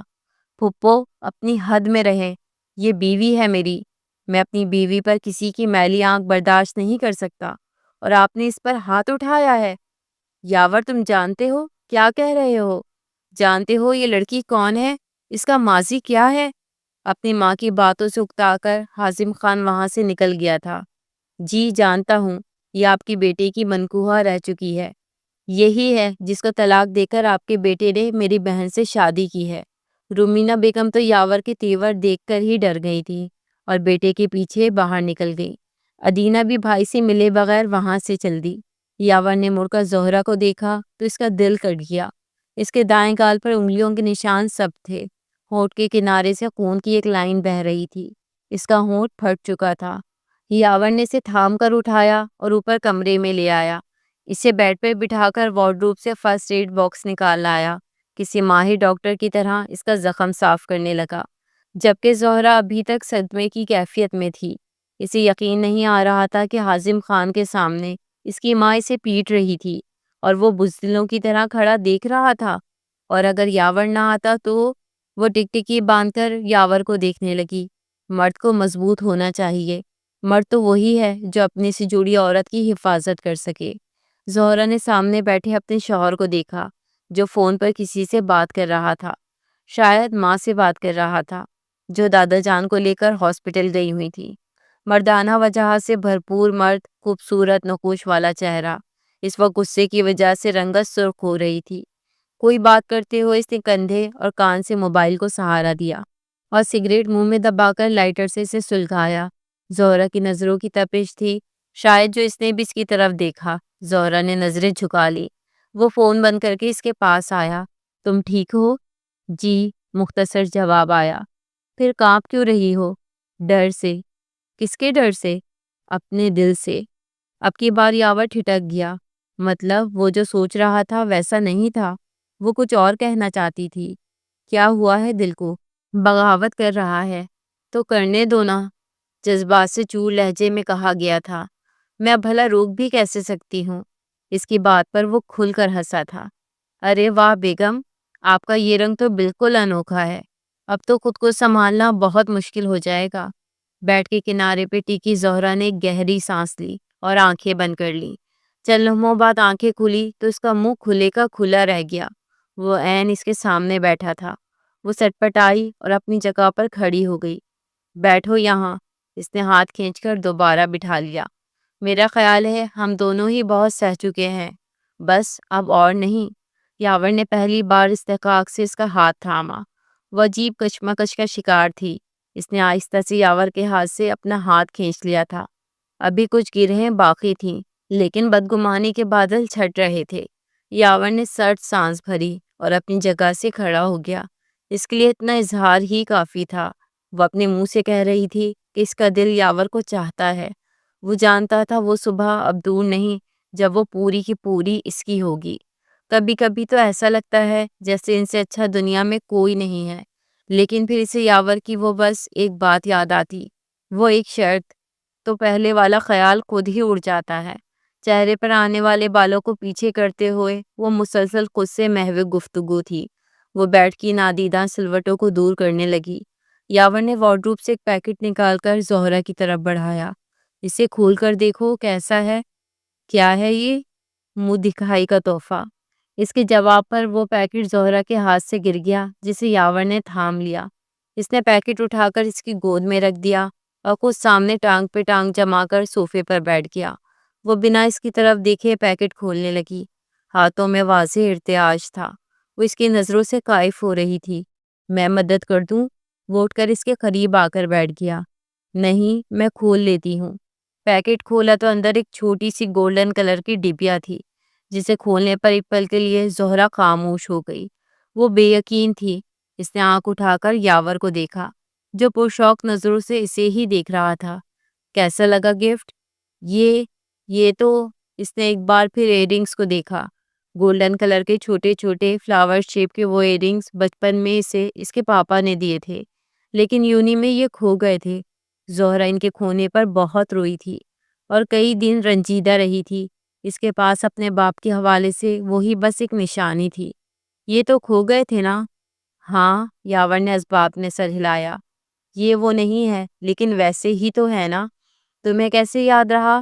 جن سے محبت کی جاتی ہے ان کی چھوٹی چھوٹی باتیں اور چھوٹی چھوٹی چیزیں یاد رہتی ہیں۔ یہ کہہ کر وہ اٹھ کر وہاں سے چلا گیا اور پیچھے زہرہ کے لیے سوچ کے کئی دروازے کھول گیا۔ انٹر کام پر سیکریٹری نے جس مہمان کے آنے کی اطلاع دی تھی، اس کا نام سن کر یاور لہجہ بھر تو ششدر ہی رہ گیا۔ پھر دوسرے ہی لمحے سر جھٹک کر انٹر کام رکھ کر کھڑا ہوا اور باوقار قدموں سے چلتا ہوا وہ ریسیپشن کی طرف آیا، جہاں ادینہ کھڑی تھی۔ السلام علیکم، وہ اس کے قریب آ کر خوشگوار لہجے میں گویا ہوا۔ مجھے آپ سے کچھ امپورٹنٹ بات کرنی ہے، وہ رکھائی سے بولی۔ وائی ناٹ، کم پلیز، وہ سیکریٹری کو اطلاع دیتا آگے بڑھا کہ کوئی اسے ڈسٹرب نہ کرے۔ وہ اسی لیے اپنے آفس میں آیا۔ آؤ بیٹھو، وہ صوفے کی طرف اشارہ کرتے ہوئے بولا اور خود اس کے مقابل بیٹھ گیا۔ تھینکس، اب بولو کیا کہنا ہے؟ آپ اس قدر خوش کیوں ہیں؟ کیا آپ نہیں جانتے وہ لڑکی آپ کو بالکل پسند نہیں کرتی؟ ایک بار نہیں، بار بار وہ آپ کی چاہت کو ٹھوکر مار چکی ہے۔ آج تک وہ آپ کو پسند نہیں کرتی۔ وہ اٹھ کر ٹہلنے لگا۔ نہ کرے وہ مجھ سے محبت، نہ دم بھرے میری چاہت کا، پر میرے لیے یہی اطمینان کافی ہے کہ وہ میرے گھر میں ہے۔ اس کے نام کے ساتھ میرا نام جڑا ہے، اور محبت کا کیا ہے، وقت کے ساتھ وہ بھی ہو جائے گی۔ وہ نہایت اطمینان سے بولا۔ اگر ادینہ کی جگہ کوئی اور یہ بات کرتا تو وہ اسے جھڑک دیتا، لیکن وہ اس کی بہن تھی، چھوٹی اور لاڈلی بہن۔ وہ پرسکون ہو کر کھڑکی سے باہر بھاگتی دوڑتی گاڑیوں کو دیکھنے لگا۔ ادینہ زیاسی سے دیکھنے لگی۔ آپ اپنے ساتھ زیادتی کر رہے ہیں، میں آپ کی بہن ہوں، میں آپ کو برباد ہوتے نہیں دیکھ سکتی۔ ادینہ، کبھی ایسا ہی میں نے بھی تم سے کہا تھا، تم نے میری نہیں سنی تھی، لیکن تم میری سن لیتی تو ایسا کبھی نہیں ہوتا۔ میں نے جو غلطی کی ہے وہ میں آپ کو نہیں کرنے دوں گی۔ میں آپ کو حازم خان بنتے نہیں دیکھ سکتی۔ یاور نے بہن کی تکلیف پر آنکھیں میچی۔ وہ اسی وقت سے ڈرتا تھا، اور آج اس کی بہن خود اذیتی میں گھری اس کے سامنے کھڑی تھی۔ آپ زہرہ کو طلاق دے دیں۔ یاور نے اپنی بہن کی طرف دیکھا، جو صفاقی کی آخری حدوں کو چھو رہی تھی۔ مر کر بھی نہیں دوں گا، میں کوئی بزدل مرد نہیں ہوں۔ آپ اگر اسے طلاق نہیں دیں گے تو حازم خان مجھے چھوڑ دے گا۔ یہ راہ تم نے اپنے لیے خود چنی ہے۔ کیا حازم نے تم سے خود یہ کہا ہے؟ نہیں، لیکن پھپھو کہتی ہیں کہ اس سے پہلے حازم کچھ ایسا کرے آپ زہرا کو طلاق دے دیں۔ اچھا، اس سب کے پیچھے ان کا دماغ ہے؟ انہوں نے تمہیں مہرا بنا کر بھیجا ہے؟ بھائی پلیز، میں ایک بار پھر سے ایک بیٹی کی ماں بننے جا رہی ہوں۔ اگر پھپھو کو پتہ چل گیا تو وہ مجھے اس گھر میں نہیں رہنے دیں گی۔ انہیں وارث چاہیے ہے۔ ادینہ، مجھ سے کسی قسم کی کوئی امید مت رکھنا۔ حازم سے بات کرو، وہ سمجھ جائے گا۔ وہ کیا سمجھیں گے؟ انہیں تو خود کا بھی ہوش نہیں ہوتا۔ وہ تو اس ڈائن کا درد دل میں لیے خود سے بھی بے خبر ہیں۔ ادینہ، خود کے لیے راہ چننے سے پہلے تعین کر لینا چاہیے کہ اگر کانٹے چننے کی سکت ہو تو تبھی اس راہ پر چلنا چاہیے۔ بھائی سے مایوس ہو کر وہ اپنے آنسو پوچھتی، بیگ کندھے پر ڈالتی اٹھ کھڑی ہوئی۔ کس کے ساتھ آئی ہو؟ ڈرائیور کے ساتھ۔ چلو میں تمہیں خود چھوڑ کر آتا ہوں۔ نہیں، آپ رہنے دیں، میں چلی جاؤں گی۔ وہ اسے گاڑی تک چھوڑنے اس کے ساتھ آیا تھا۔ جب تک اس کی گاڑی آنکھوں سے اوجھل ہوتی وہ کھڑا اسے دیکھتا رہا۔ تبھی اس کا موبائل بجنے لگا۔ موبائل پر موجود نمبر دیکھ کر اس کے ہونٹوں پر مسکراہٹ دوڑ گئی۔ السلام علیکم، وہ مصروف سے انداز میں بولا۔ وعلیکم السلام۔ وہ پھپھو پوچھ رہی ہیں آپ آج آ رہے ہیں کیا؟ مما سے تو میری ابھی بات ہوئی ہے، میں نے انہیں بتایا ہے کہ میں آج نہیں آ رہا۔ اس نے شرارت سے جھوٹ بولا۔ یہ دوسرا ہفتہ ہے، آپ گھر نہیں آ رہے؟ کس کے لیے آؤں؟ بیوی کو تو میری ضرورت نہیں ہے، ماں سے فون پر بات ہوتی رہتی ہے۔ وہ چاہتا تھا زہرا اسے خود آنے کے لیے کہے، لیکن اس کی یہ حسرت ہی رہنے والی تھی۔ اچھا ٹھیک ہے، میں پھپھو کو بتا دوں گی آپ نہیں آ رہے۔ اوکے، وہ بھی لاپرواہ انداز میں بولا۔ اچھا نیکسٹ ویک آئیں گے؟ کنفرم نہیں ہے۔ اچھا ٹھیک ہے، خدا حافظ۔ اس کے فون رکھنے سے پہلے یاور کال کٹ کر چکا تھا۔ اس کے ہونٹوں پہ مسکراہٹ کھیل رہی تھی۔ زہرہ جمال کے لیے یہ ہفتہ بھی انتظار میں ہی گزر گیا، لیکن وہ نہیں آیا۔ وہ اب اسے مس کر رہی تھی۔ طبیعت میں عجیب بے کلی چھائی ہوئی تھی۔ سارا دن اس کا انتظار ہی رہا۔ رات 10 بجے تک وہ اس کا انتظار کرتی رہی، لیکن وہ نہیں آیا۔ رات گئے مانوس سی خوشبو سے اس کی آنکھ کھلی تو اس نے اپنے برابر کسی کو سوتا پایا۔ وہ جلدی سے اٹھی اور سائیڈ لیمپ جلایا تو برابر میں یاور کو اتنے دنوں کے بعد دیکھ کر وہ بے خود سی ہو گئی۔ اسے اپنی حالت خود ہی سمجھ نہیں آ رہی تھی۔ اسے اس شخص کی اتنی یاد کیوں آ رہی تھی؟ اس کی نظروں کا ارتکاز تھا جو یاور نے آنکھ کھول کر اسے دیکھا، جو بڑی فرصت سے گال کے نیچے ہاتھ رکھے اسے دیکھ رہی تھی۔ یاور اسے دیکھ کر مسکرایا تو اس نے سٹپٹا کر نظریں جھکا لی۔ وہ نہیں جانتی تھی کہ یاور نے یہ 2 ہفتے کیسے نکالے تھے۔ وہ اس کی بے چینی کا اندازہ بھی نہیں لگا سکتی تھی۔ وہ آیا تو وہ سوئی ہوئی تھی۔ وہ کتنی دیر اسے دیکھتا رہا اور پھر جب آنکھ لگی تو اسے اپنے چہرے پر کسی کی نظروں کا ارتکاز محسوس ہوا۔ وہ کروٹ لے کر اس کی طرف پیٹ کر کے سو گیا۔ زہرہ کو بہت غصہ آیا اور یاور یہی تو چاہتا تھا، اس کی طرف سے پیش قدمی۔ زہرہ جمال نے حیران نظروں سے یاور کے پشت کو گھورا۔ اس سے کوئی بھی بات کیے بنا وہ رخ موڑ کر سو گیا تھا، جبکہ یاور کی آنکھوں میں بس اس کا سراپا لہرا رہا تھا۔ وہ آنکھیں موندے مسکرا رہا تھا۔ وہ جانتا تھا وہ اب بس اس کی ہو چکی ہے اور وہ اس کی طرف سے اظہار کا انتظار کر رہا تھا۔ یاور ہمایوں نے تو کئی بار اس کے دل پر دستک دی تھی، لیکن اب باری زہرہ جمال کی تھی۔ صبح اس کی آنکھ کھلی تو وہ کمرے میں نہیں تھی۔ وہ فریش ہو کر نیچے آیا تو بڑا سا ہال خالی پڑا تھا، لیکن کچن سے زہرہ اور سیما بیگم کی آوازیں آ رہی تھی۔ وہ کچن کے دروازے میں پہنچا تو اندر بڑا خوشگوار منظر تھا۔ یلو کلر کے قمیص شلوار میں ملبوس، دوپٹہ گلے میں ڈالے، زہرہ جمال کچن کاؤنٹر کے ساتھ ٹیک لگائے کھڑی تھی۔ سنہری بالوں کی لٹیں اس کے گالوں کو چھو رہی تھی۔ سیما بیگم سالن بنانے کے ساتھ ساتھ مسکرا کر اس سے باتیں کر رہی تھی۔ زہرہ بیٹا، اللہ تمہیں ہمیشہ ایسے ہی خوش رکھے۔ پچھلے کتنے دنوں سے تمہارے چہرے پہ افسردگی چھائی ہوئی تھی، لیکن دیکھا میرے بیٹے کے آتے ہی کیسے تمہارا چہرہ کھل اٹھا ہے۔ آخری بات انہوں نے شرارت سے کہی تھی۔ ان کی بات پر اس نے مسکراتے ہوئے سر اٹھایا تو نظر سیدھی سامنے کھڑے یاور پر پڑی، جو سینے پر بازو باندھے اسے ہی گھور رہا تھا۔ وہ گڑبڑا کر سیما بیگم کی طرف دیکھنے لگی جو اپنی رو میں شروع ہوئی تھی۔ بس اللہ اب تمہاری جھولی بھر دے، میں بھی مرنے سے پہلے اپنے پوتے پوتیوں کو دیکھ سکوں۔ زہرہ کو دیکھ کر لگ رہا تھا سارے جسم کا خون اس کے چہرے پر آ کر جمع ہو گیا ہو۔ یاور اس کی حالت سے لطف اندوز ہو رہا تھا۔ ہاں ہاں مما، ایسا ہی ہوگا، اللہ آپ کو لمبی عمر دے بس۔ یاور کی آواز پر وہ پلٹی اور پھر زہرا کو دیکھ کر ہنسنے لگی، کیونکہ اس کی حالت اب رونے والی تھی۔ زہرا دونوں ماں بیٹے کے چہرے پر دبی دبی مسکراہٹ دیکھ کر وہاں سے واک آؤٹ کر گئی۔ مما جلدی سے ناشتہ دیں، پھر ہم لوگ آغا جان کی طرف چلتے ہیں۔ زہرا کو کہیں وہ بھی تیار ہو جائے۔ یاور، زہرا کا وہاں جانا مناسب ہوگا؟ مما، کل آغا جان نے کال کی تھی کہ میں زہرا کو لے کر ان کے پاس آؤں۔ رمیز ماموں کا کہنا ہے کہ وہ زہرا کا میکا ہے، اگر وہ وہاں نہیں آئے گی تو کہاں جائے گی؟ ٹھیک ہے، تم چلو، میں ناشتہ بھجواتی ہوں۔ پھر بھی وہیں سے استادہ دیکھ کر انہوں نے سوالیہ نظروں سے اسے دیکھا۔ ویسے آپ کی بہو بہت بدل نہیں گئی؟ اس نے کان کھجاتے ہوئے پوچھا تو وہ کھلکھلا کر ہنس دی۔ وہ بلیک قمیص شلوار میں ملبوس تھی، سر پر بلیک چادر رکھے یاور ہمایوں کے برابر بیٹھی تھی۔ اس نے آج پہلی بار یاور ہمایوں کی بہت پہلے کی گئی خواہش پوری کی تھی۔ کالا جوڑا جو اس نے بہت پہلے زہرا کو گفٹ کیا تھا، لیکن زہرا نے اسے لوٹا دیا۔ شادی کے بعد اس نے وہ جوڑا یاور کی وارڈروب میں دیکھا تھا اور آج نکال کر پہن لیا۔ اس نے اسے دل سے قبول کر لیا تھا۔ وہ تھا ہی ایسا، اس کے ساتھ رہنے والوں کو اس سے محبت ہو ہی جاتی تھی، اور وہ تو اس کی بیوی تھی، اس کی محبوبہ۔ یاور کی نگاہیں پلٹ پلٹ کر اس پر جا رہی تھی، جو لاپرواسی بنی دوسری طرف منہ کیے باہر دیکھ رہی تھی۔ گاڑی میں اس وقت مکمل خاموشی چھائی ہوئی تھی۔ دونوں ہی ایک دوسرے کو بہت کچھ کہنا چاہتے تھے، لیکن دونوں کے پاس بات کا آغاز کرنے کے لیے الفاظ نہیں تھے۔ گاڑی جس وقت حویلی میں داخل ہوئی، آغا جان اور امی صاحب ان کے انتظار میں باہر ہی کھڑے تھے۔ آغا جان سے ملتے ہوئے زہرا جمال کی آنکھوں میں آنسو تھے۔ میکے کے نام پر اس کے پاس یہی تو دو رشتے تھے۔ رشتوں کے معاملے میں وہ بہت بدنصیب واقع ہوئی تھی۔ یاور نے آگے بڑھ کر رمی صاحب سے عریج کو لے لیا اور اس سے لاڈ کرنے لگا۔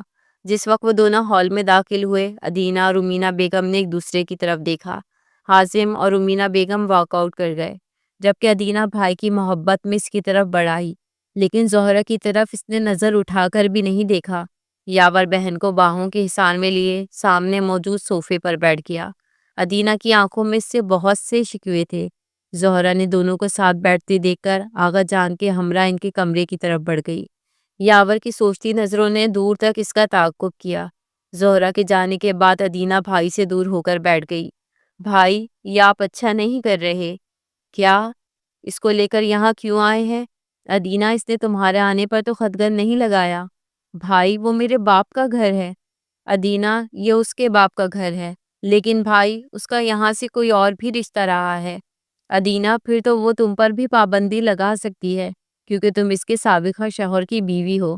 بھائی، آپ میرا موازنہ اس سے کر رہے ہیں؟ وہ میری بیوی ہے۔ جانتی ہوں۔ جانتی ہو تو پھر بحث کیوں کر رہی ہو؟ آپ میرے لیے مشکلیں بڑھا رہے ہیں۔ یہ تمہاری اپنی چوائس ہے۔ یاور نے بہن کے چہرے پر نظر کی، جس کی آنکھوں میں کرب تھا۔ بس آج آخری بار آئی ہے، اس کے بعد بلا ضرورت وہ یہاں نہیں آئے گی۔ میں اسے کسی اور رشتے کی کمی محسوس ہی نہیں ہونے دوں گا۔ بس آج برداشت کر لو۔ ادینہ کو زہرا جمال پر رشک آیا۔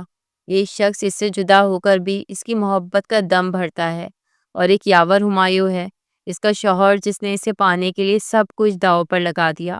وہ تو قسمت کی دھنی ہے جسے ایسا شوہر ملا ہے۔ جو لڑکیاں غیر محرم کی محبت میں گرفتار ہوتی ہیں نا، ان کے حصے میں ساری زندگی کے پچھتاوے ہوتے ہیں۔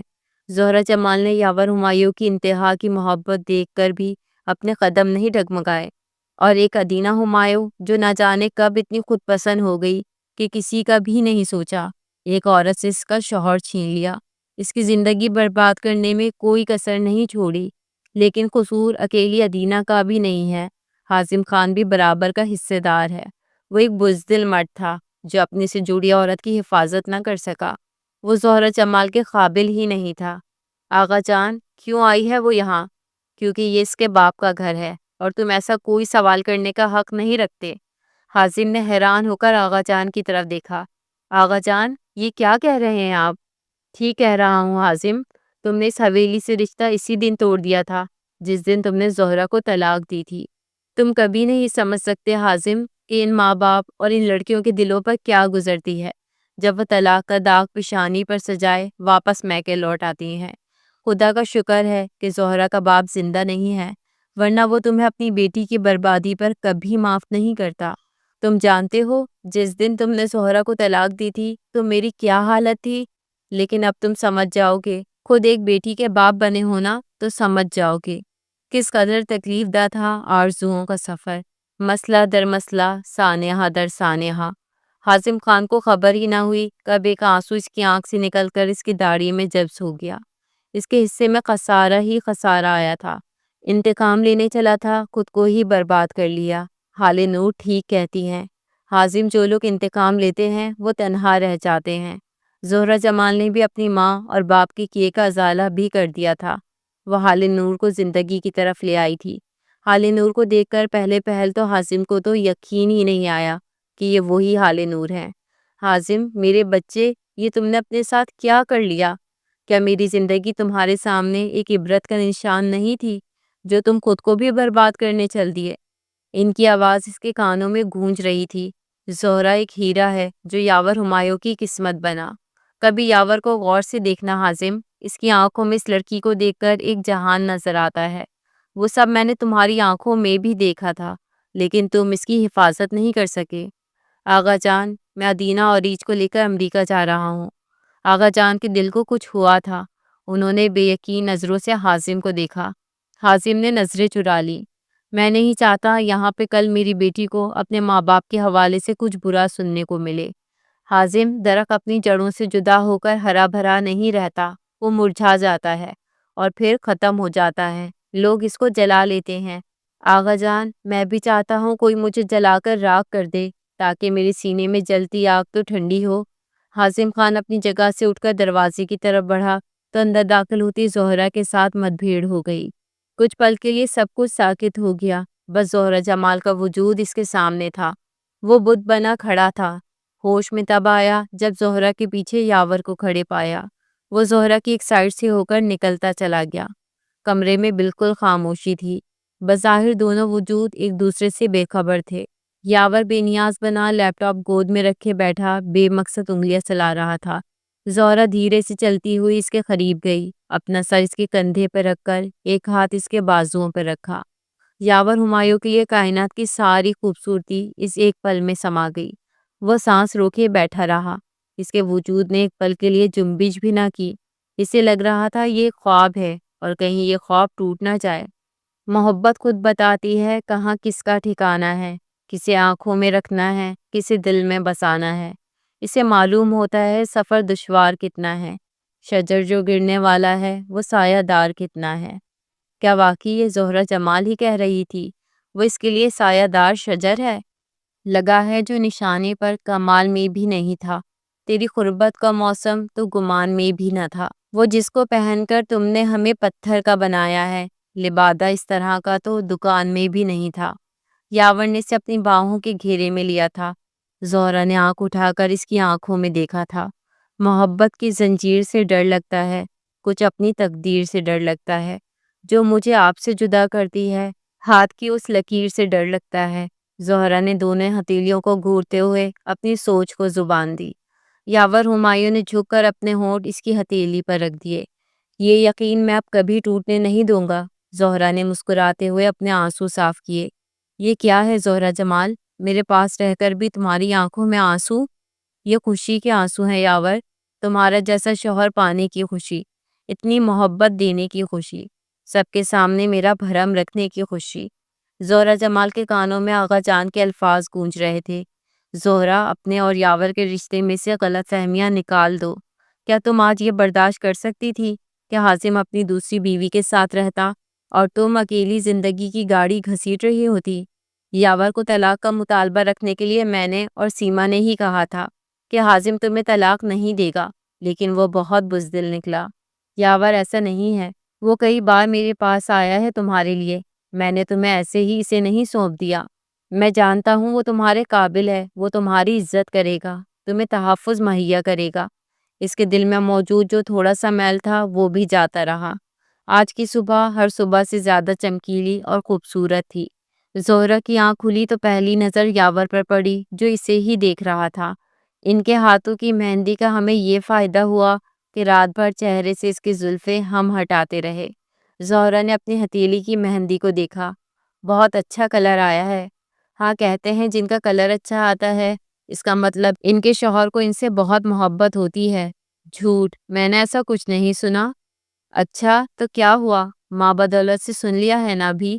دروازے پر دستک کی آواز سن کر زہرا تیزی سے اٹھی تھی، لیکن اس سے پہلے ہی یاور ہمایوں اسے واپس لٹا چکا تھا۔ یاور، دروازے پر کوئی ہے؟ تو کیا ہوا؟ ڈور لاک ہے۔ پھپھو ہوں گی، ہمیں جگانے آئی ہوں گی، ان کو برا لگے گا۔ جی نہیں، ان کو برا نہیں لگتا۔ وہ جانتی ہے ان کی بیٹی کی جان جس چڑیا میں ہے وہ آج ہی تو اس کے شکنجے میں آئی ہے۔ اس کی بات پہ زہرا نے اس کے سینے پر ایک زوردار دھموکا چڑھا اور دونوں کھلکھلا کر ہنس دیے تھے۔ دونوں کی زندگی بہت حسین ہو گئی تھی۔ زہرا کا چہرہ چاہت کے احساس سے گل و گلزار ہو گیا تھا۔ آپ سب بھی اپنی زندگی کے بے رنگ حصے کو رنگوں سے مزین کیجیے۔ یقین کریں زندگی سہل اور خوبصورت ہو جائے گی۔ رومینہ بیگم کے لیے اتنی ہی سزا کافی تھی کہ اپنی بیٹیوں کے لیے ان کا بیٹا ان کے سامنے ڈٹ کر کھڑا ہو گیا۔ وہ جو اس بار پوتا نہ ہونے پر رو رہی تھی، اس نے انہیں یہ کہہ کر چپ کروا دیا تھا، ماں میں یہاں سے جا رہا ہوں۔ میں نہیں چاہتا جو میں نے اور آپ نے مل کر کیا ہے وہ میری بیٹیوں کے آگے آئے۔ اس نے انہیں سختی سے منع کیا تھا کہ وہ ادینہ کے سامنے بیٹی ہونے پر کوئی ایسی بات منہ سے نہ نکالے جو اس کی دل آزاری کا باعث بنے۔ وہ اپنے ہاتھوں سے اپنی محبت تو کھو چکا تھا، لیکن اب اپنی بیوی اور بیٹیوں کے ساتھ وہ ناانصافی نہیں کرنا چاہتا تھا۔ ادینہ کے لیے یہی سزا کافی تھی کہ وہ حازم خان کی زندگی میں تو تھی،